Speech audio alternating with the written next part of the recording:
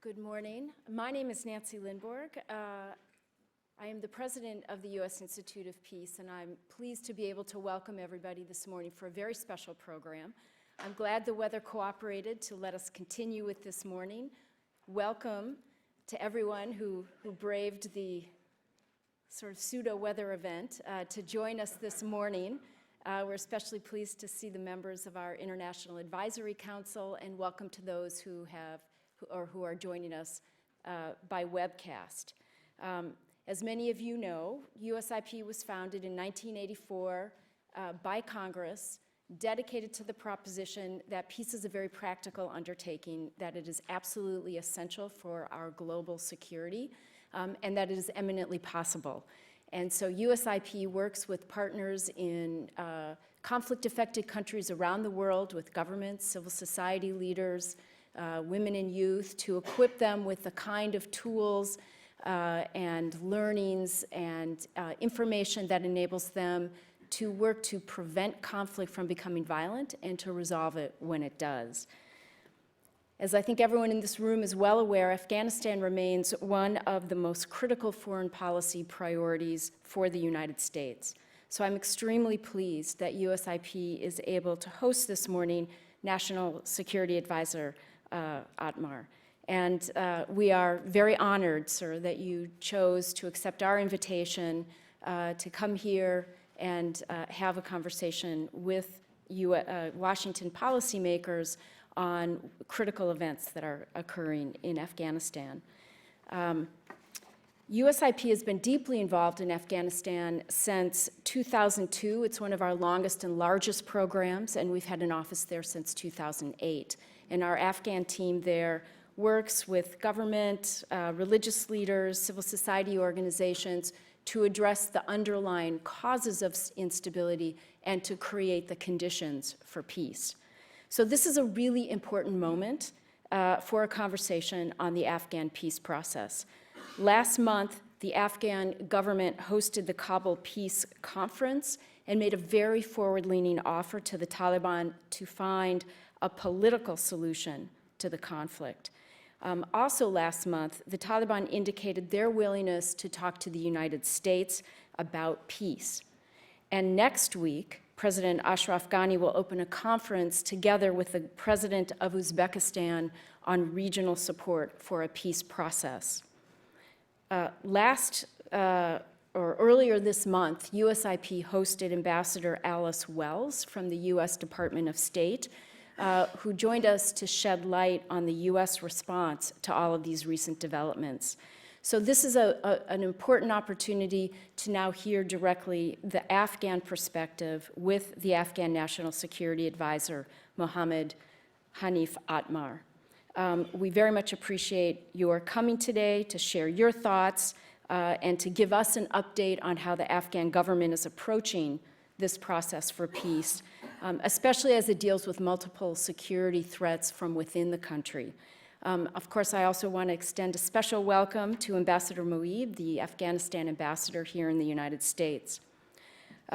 National Security Advisor Atmar has been a critical leader in Afghanistan. He's been the Minister of Interior, the Minister of Education, the Minister of Rural Rehabilitation and Development, and his efforts through the years have led to remarkable gains, most particularly in the education of girls, but also in rural infrastructure, in governance, and much more. He was a driving force in the creation of the first Afghan National Development Strategy, and he has been an important partner in peace efforts. So today, he will discuss the security challenges that Afghanistan faces and a potential path for peace. He will make some opening remarks, and then he will be joined on stage by Steve Hadley, our board chair here at USIP, and of course, the former National Security Advisor for President George W. Bush. So we will have the great opportunity of listening in to a conversation between former and current national security advisors, followed by questions from the audience. So please join me now in welcoming Afghan National Security Advisor Atmar.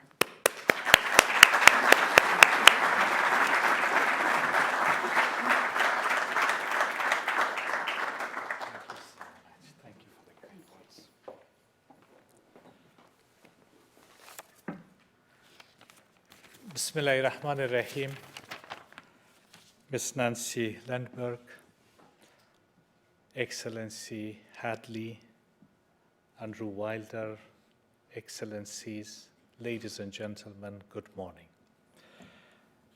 It's such a privilege to come and talk to such a distinguished audience.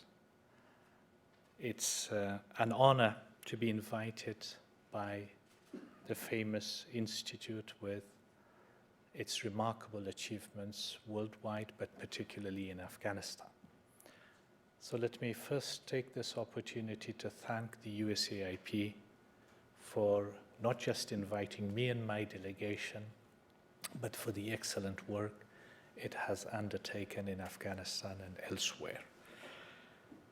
Colleagues, today I'm here to represent the President of Afghanistan and our people in thanking you all, to pay our respect and appreciation to the sacrifices of your brave men and women in uniform, your dedicated diplomats, aid workers, researchers, and politicians and policymakers. Afghanistan will continue to appreciate your service. Afghanistan will remain indebted forever for what you have achieved through our joint partnership. Some of you have personally served in Afghanistan or together with us on Afghanistan. I am personally grateful to each one of you for your dedicated service. I often argue that if you compare my country, our country, to what we were 17 years ago, despite all of the security challenges that we have now, we are certainly a totally different place for our citizens than we were 17 years ago, from every perspective. From the way we govern our country, the way we give voice to our people, men, women alike, to the education of our girls and boys, to health care that we provide to our citizens, and to economic uplift for millions of our people. I used to be a humanitarian worker in 90s and late 80s. So I understand where we were 17 years ago and where we are today. In this remarkable achievement of the people of Afghanistan, you've had a great contribution. And I'm particularly grateful to the generosity of your taxpayers, whose generosity actually meant more school, more education, more health care, and better living conditions for Afghans. Thank you for all of that. In today's opportunity, I was thinking of offering a few opening remarks on where we are with the security and the peace strategy, and then we'll have the honor of working together with Mr. Hadley on responding to some of your questions if you may have. To understand the peace offer that President Ghani generously made last month, let me first provide the context. Three things are important in that context. Number one is the threat that we are commonly faced with. This threat emanates from, it comes actually from an excess of violent extremism, transnational criminalized networks, and from covert state sponsorship of terrorism. It's not just a threat against Afghanistan.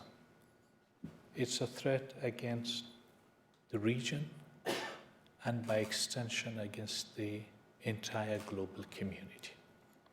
So the starting point for our discussion, when we analyze the situation in the region, we must understand that this is a common threat from a common enemy, which calls for a shared mission and responsibility.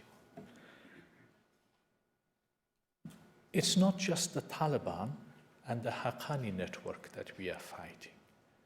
Increasingly, we see foreign fighters associated with at least 3 categories of terrorist networks. The global terrorist networks such as Al-Qaeda, Daesh, IS, Khorasan, the regional terrorists such as IMU, ATIM from Central Asia and China, and Pakistani terrorists such as Lashkar-e-Taiba, Tehrik-e-Taliban-e-Pakistan, and Jaish-e-Mohammad. All these 4 categories, the Afghans, the global, the regional, and the Pakistanis, have symbiotic relationship among themselves. And they are all drawing on the criminalized economy, chiefly on drugs. The drug networks need them, and they need the drug income. And unfortunately, there has been a growth in the number of the foreign fighters in the country, primarily because 4 years ago, there were 352,000 Afghan troops plus 140,000, more or less, international troops in Afghanistan with a combat role, with all the sophisticated weaponry and equipment humanity has ever produced.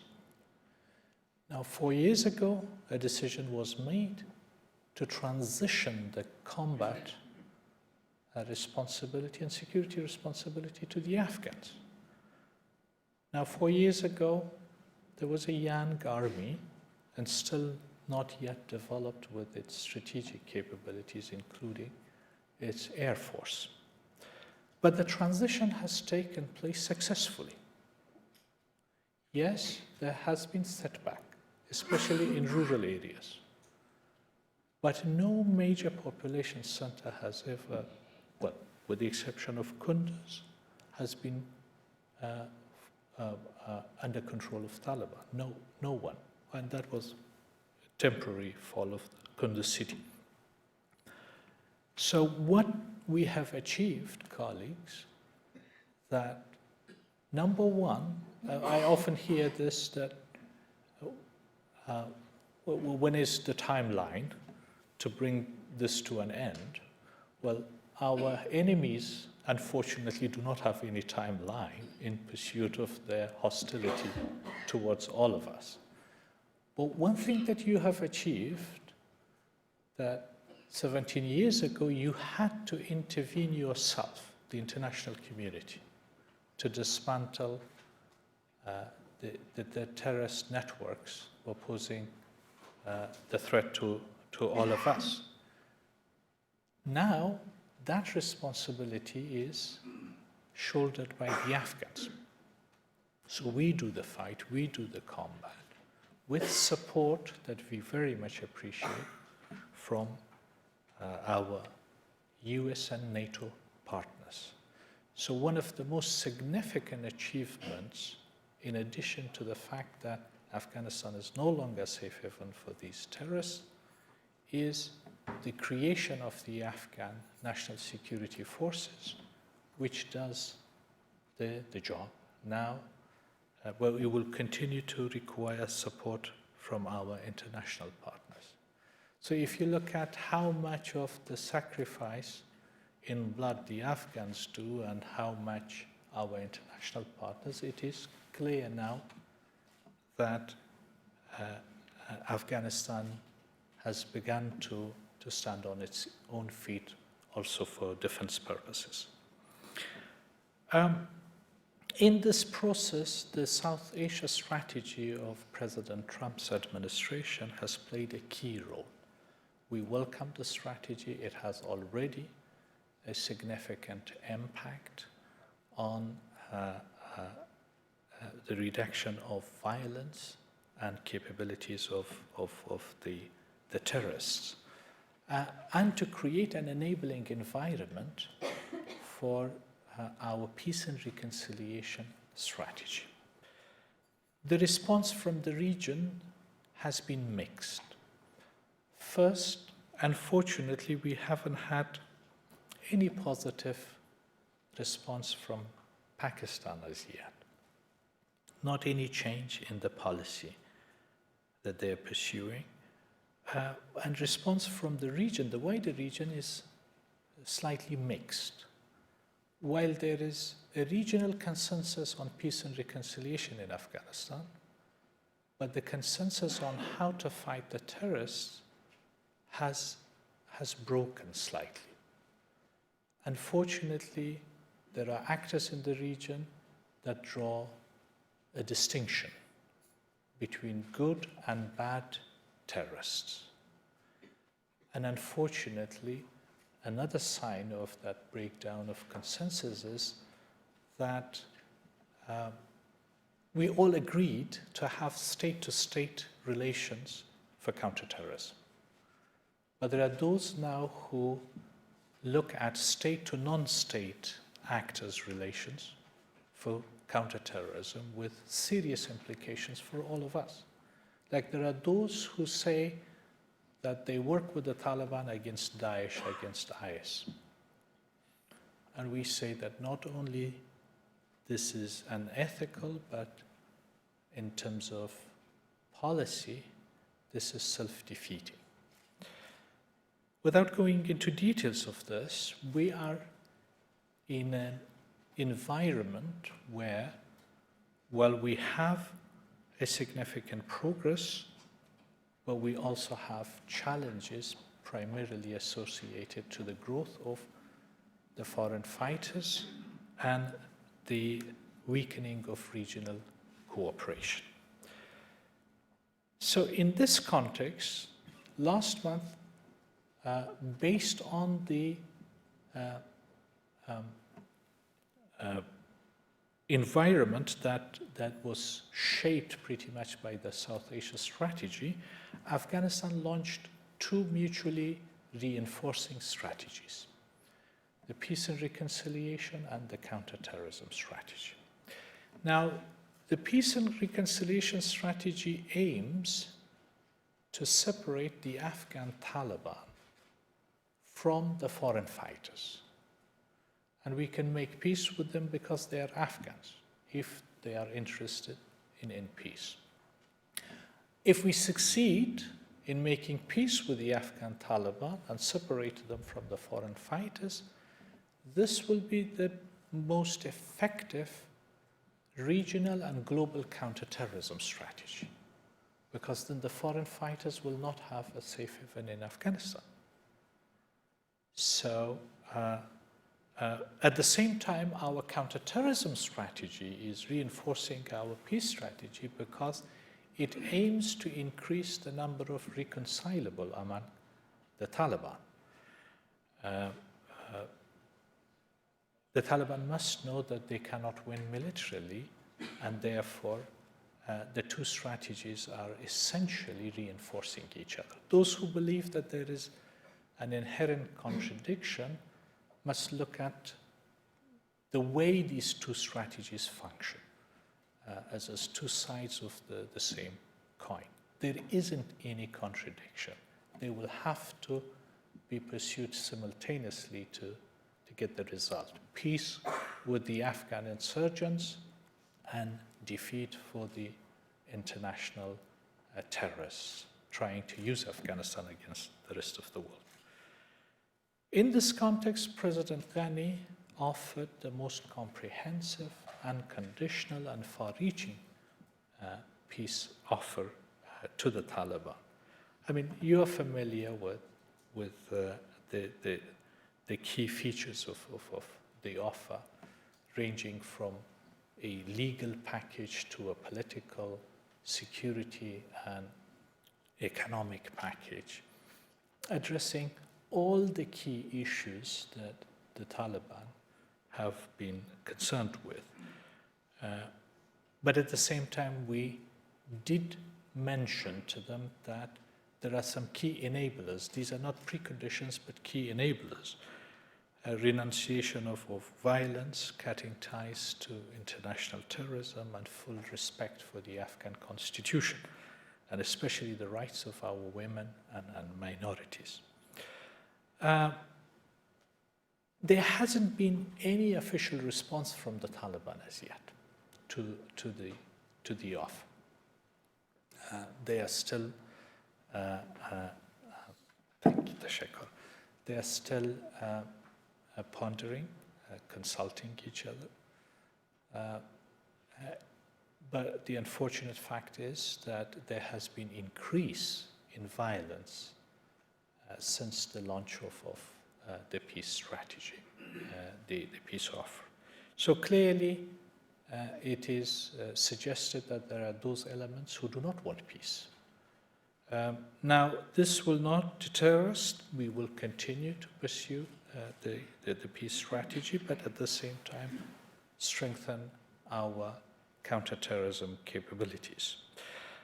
The way forward on the peace strategy and to make sure that it succeeds, colleagues, as always, it's complicated, and therefore I would offer at least 8 lines of effort as to how to move forward with the strategy.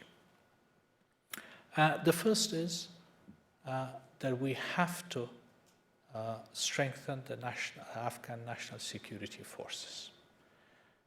The South Asia strategy provides a good basis for the international support. And without the Afghan national security forces, no peace and reconciliation would work in the country. Second, there will have to be national consensus for peace and reconciliation, not just among political actors, but also among all sections of our society.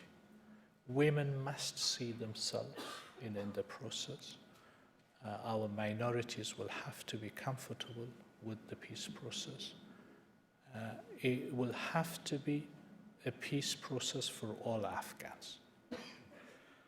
Third point, there will have to be an intra-Afghan process of dialogue. We have had good success with the Hizb Islami process. Hizb Islami was one of the 3 major insurgent groups, Taliban, Haqqanis, and the 2 others. So it worked with them, an intra-Afghan process, and we believe it will, but we need to have the right support for that process. Fourth, US and Afghan alignment is key to the process. We have to make sure that the 2 countries are fully aligned in pursuit of the peace process. Fifth is regional cooperation. As I said, for the success of both strategies, peace and reconciliation and counterterrorism, we have to have regional consensus and regional support. As I said, terrorism is a common threat to the entire region, and they need to know how we fight them. Peace and reconciliation is also of interest to all of them, and they need to know whether their interests are taken into account.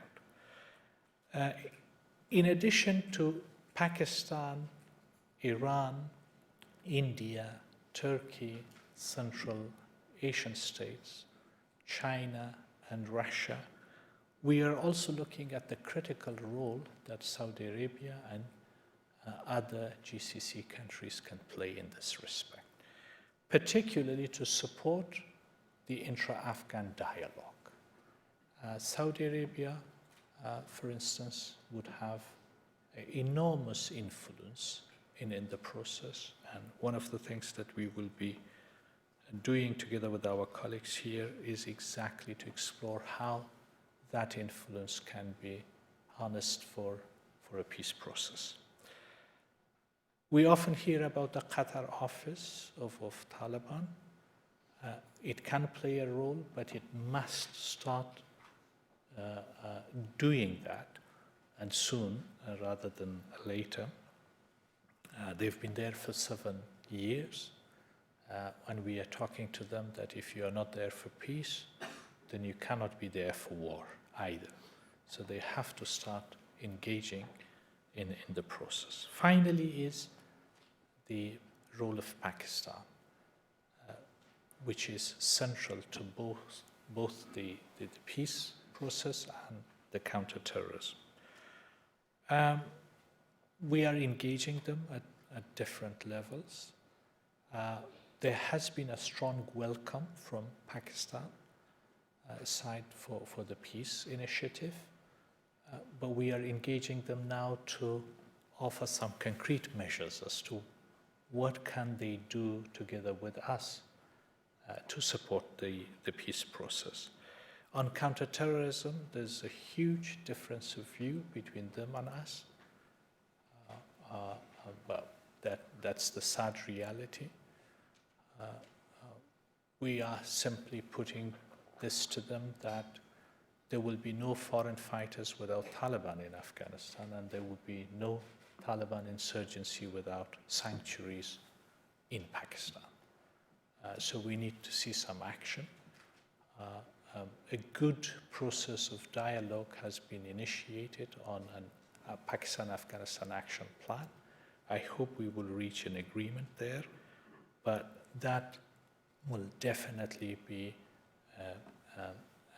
necessary for the South Asia strategy and regional cooperation to support. With this, colleagues, I just wanted to explain the context in which we are in and how these two mutually reinforcing strategies can actually work together. I will be looking forward to your comments and questions. Thank you again.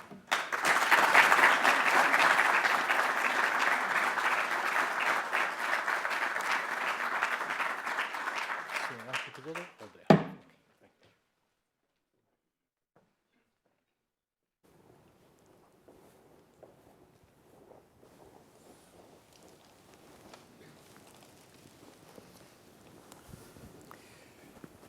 Well, thank you very much. We are delighted that you are here with us today.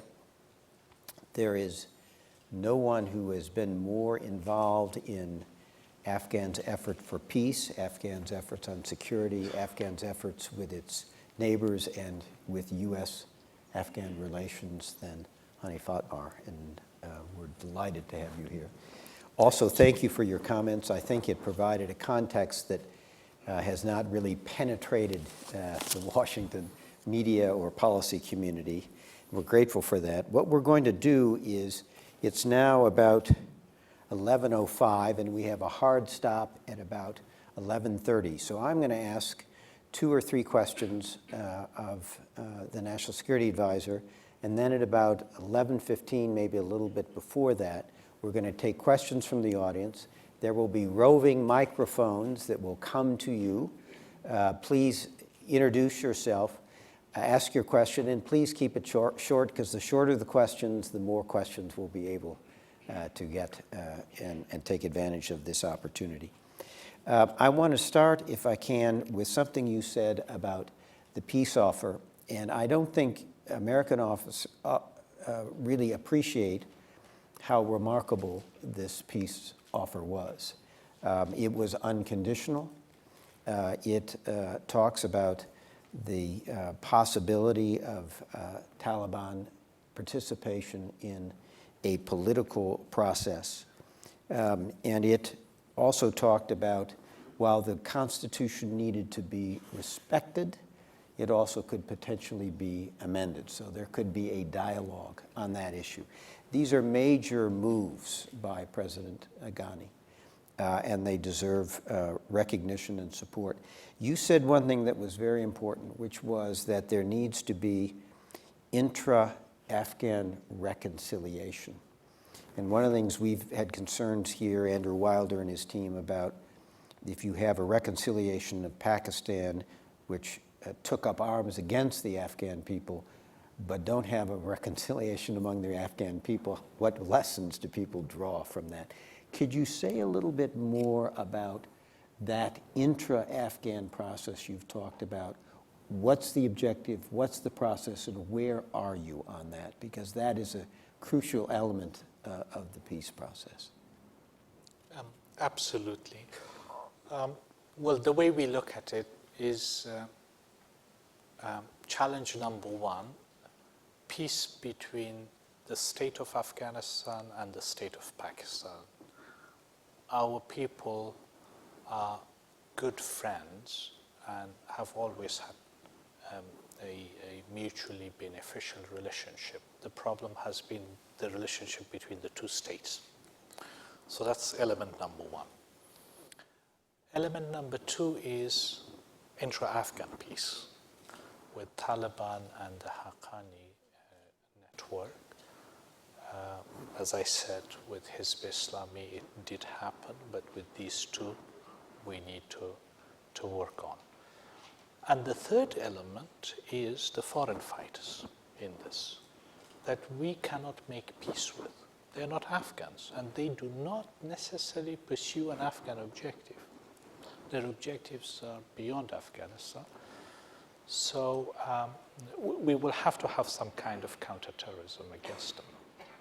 Now, with the Afghans, the Taliban and the Haqqanis are no longer a monolithic organization. They do not have the same level and strength of leadership as they used to. So they are brought together by a foreign influence. And there are leaders now among the Taliban and the Haqqani network that question the continuation of the conflict.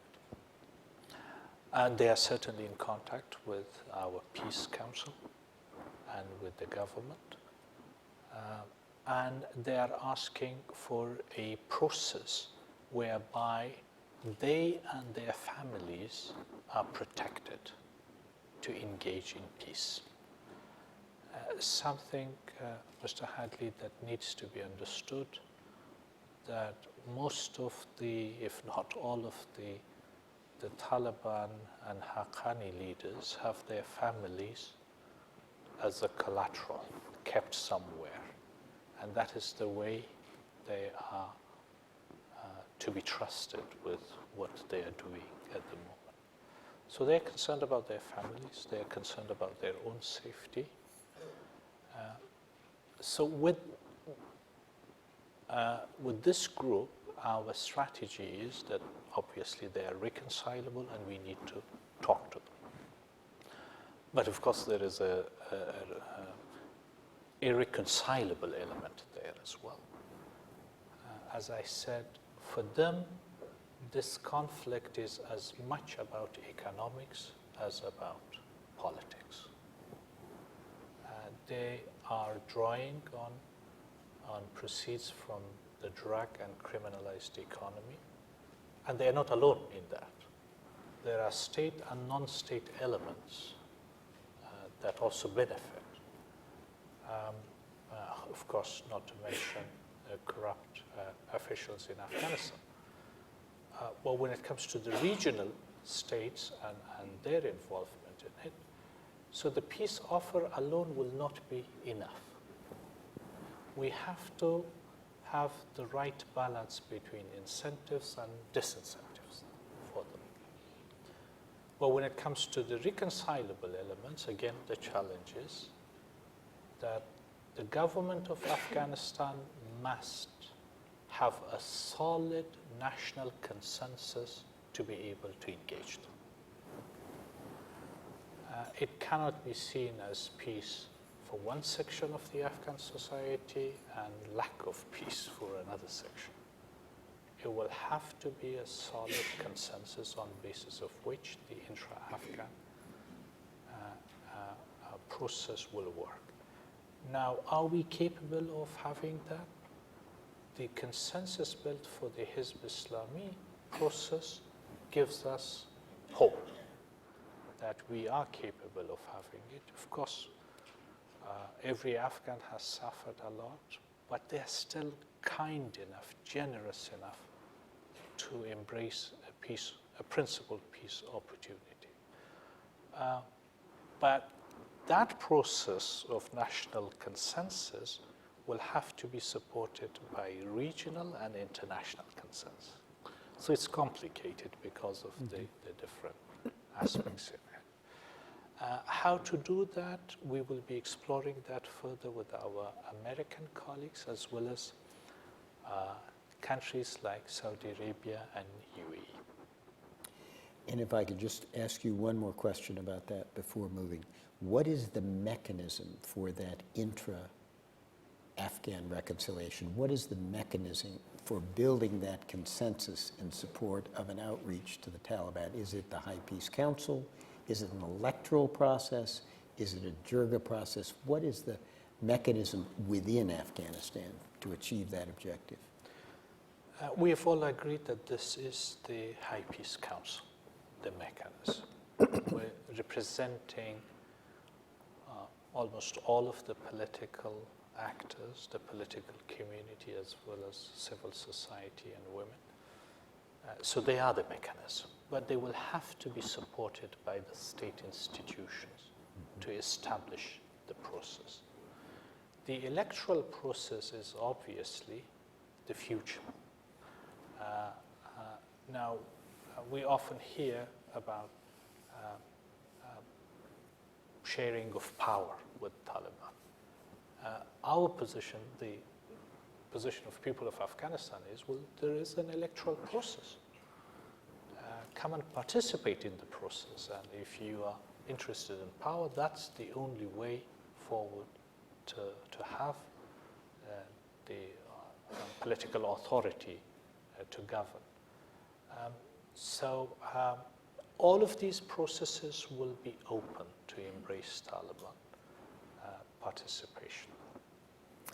I want to ask you two more questions, and then I will throw it open to the group. You talked about Pakistan and what you're doing there, and the need for regional actors to support this process.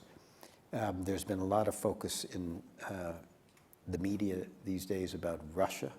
We talked a little bit before about the role Russia is playing. I'd like to talk a little bit about that. And then also, I think if you could address the internal security situation in Afghanistan. We've read press reports of the terrible attacks, many of them by Daesh that have killed innocent Afghans, and we express our condolences for those.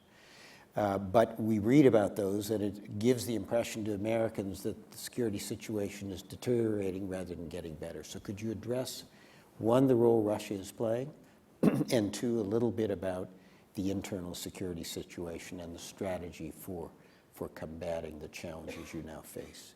And then we'll go to the audience. Until quite recently, we've had this regional consensus, and Russia was part of it. Over the past couple of years, unfortunately, there has been weakening of the regional consensus. Where we agree with the Russians is that the terrorism, and especially the foreign fighters, are a threat to all of us. Second agreement is that the best way forward is peace and reconciliation in Afghanistan. So we agree on these two issues. Where we disagree is when we hear about the distinction that is made between good and bad terrorists, and then finding a way to work with Taliban. Now, of course, we've received assurance that Taliban will not be provided with weapons and resources. we would welcome that assurance, and we would like to see that in practice. But we also get concerned that when they claim that there are US, NATO, Afghan, unmarked helicopters, so-called bringing Daesh from the south or even the tribal areas of Pakistan to the north of the country. And just quite recently, during the Kabul conference, we respectfully engaged them and said, if you have any evidence of this happening, please produce it, and we welcome a joint regional investigation into the evidence that you've provided. But if you don't have evidence, we do have evidence that we would like you to have a look at. And the evidence that we have is that already we have over 80 Daesh, IS related, associated foreign fighters in our custody. So we asked them to come and question them as to where they were recruited, who trained them, who provided them with resources, and who brought them into Afghanistan and to the northern region.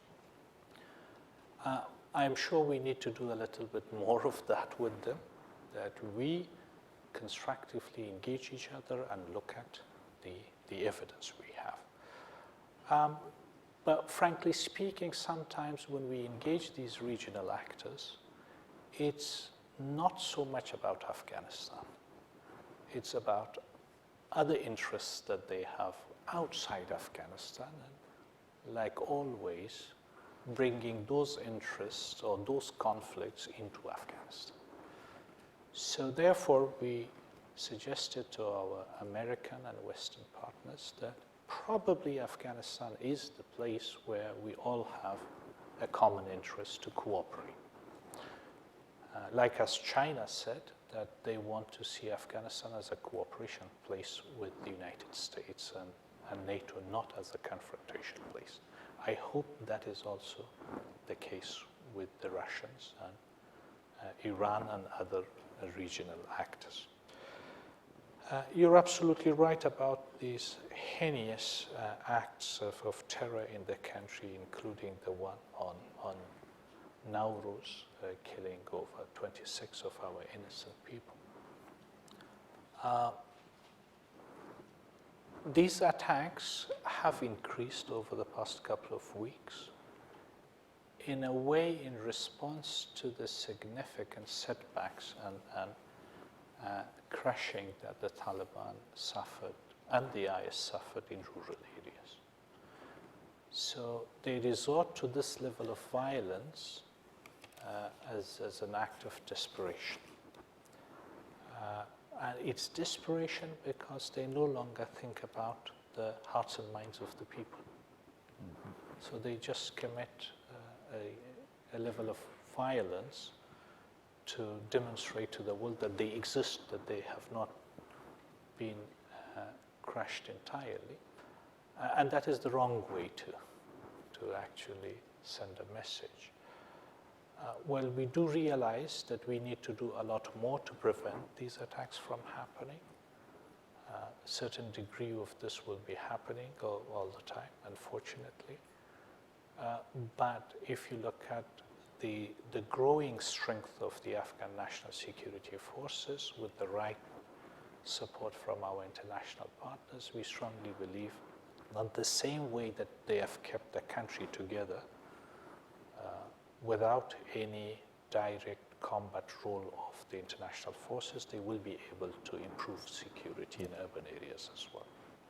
Thank you. We'll now go to your questions from the audience. If the microphones will come down, if you'll raise your hand, we will bring you a microphone. Let's start, the gentleman back there. Thank you, sir. Mr. Atmar, as you mentioned that China see Afghanistan as a place of cooperation with the U.S.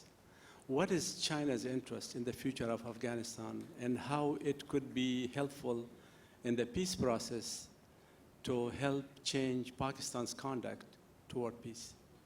Thank you. Why don't we take 2 questions at a time, and that way we'll get more people. Another question for National Security Advisor? Please, here, second row. Ray Dubois, member of the International Advisory Council here at USIP and a senior advisor at the Center for Strategic International Studies. Following on Steve's question about intra-Afghanistan peace process, it would seem that the involvement, or to have it driven by Kabul alone and not including the provinces and the province governors and the power centers outside of Kabul, it would seem that would be the right way to approach this. Not too many years ago, I was in Mazar having tea with Governor Atta, and I'm aware of the differences between the president and Governor Atta. So in general, the provincial involvement in the peace process, and in particular, can you give us some insights into the Governor Atta, President Ghani differences, shall we say?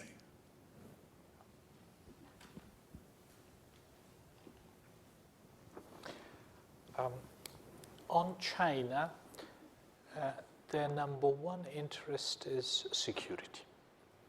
They're extremely worried about ATIM, the so-called East Turkestan Islamic movement.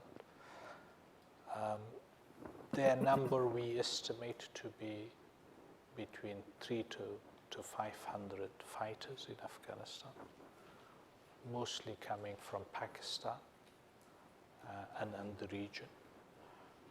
The last group of them that we arrested was basically a family with 6 children, 2 women, and a couple of male fighters. These are from Xinjiang province. China knows about it. Frankly speaking, until quite recently, they had this wrong information that perhaps the United States or India is behind these ATIM fighters. But we engaged them and provided them with the evidence.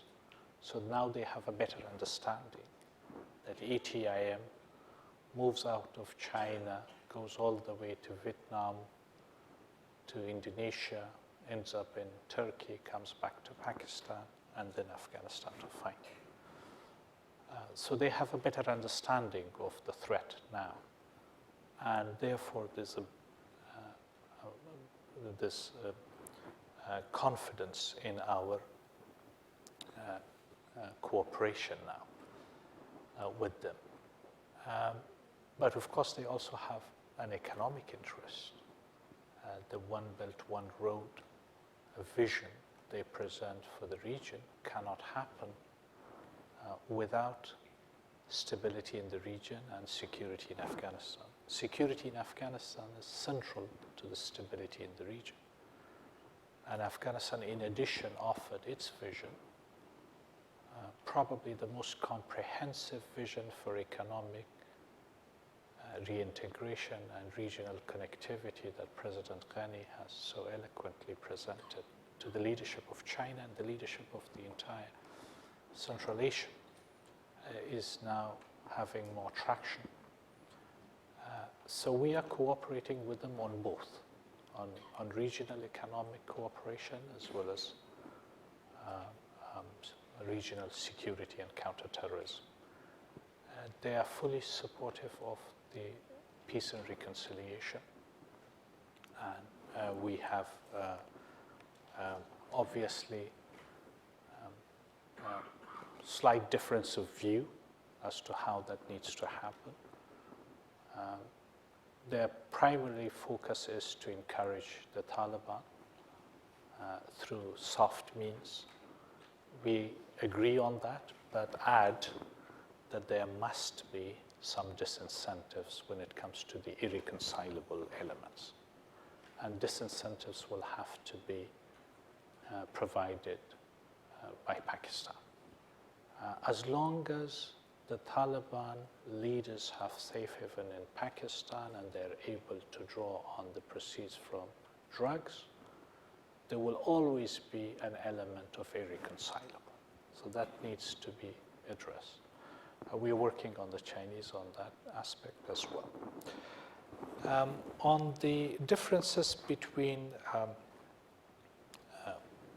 the national unity government rather than President Ghani with Governor Atta, the good news is that probably we have brought that to an end.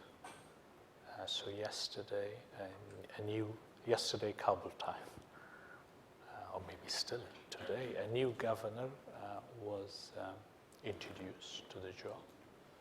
Governor Atta reached an agreement with the national unity government.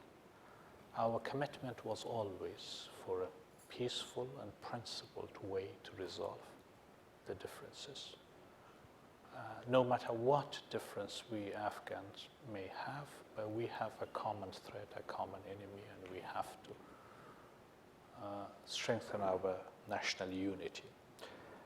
Hence, our emphasis on the involvement of all political actors at national and provincial level to be involved in the peace process so that they don't see it as a threat to themselves. Now, with Hizb Islami, this was exactly our challenge.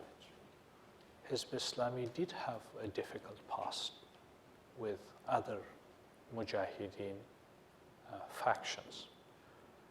Well, hopefully now they're learning to work together. And this is exactly the hope that we have, that with the Taliban, if they show commitment to dropping violence and terrorist acts, and based on our constitution, join the political process, the rest of the actors in the country will be supportive. But where we need to have the ground rules, and that is important. Number one is the role of Islam in our country, with the interpretation that the majority of Afghans have, not the interpretation that the Taliban have. That's ground rule number one. Ground rule number two is democracy and representative democratic polity. And ground number three, rule number three is human rights and the rights of our citizens, men and women alike. These three things, if in place, I believe national consensus of all actors, provincial or national, will be conceivably achieved. We've regrettably come to the end of our time. The National Security Advisor has a hard stop at 11:30, and the clock here says it is 11:30. I want to thank you all for coming, for your questions. Sorry we did not have time. Please join me in thanking Hanif Atmar for his time this morning.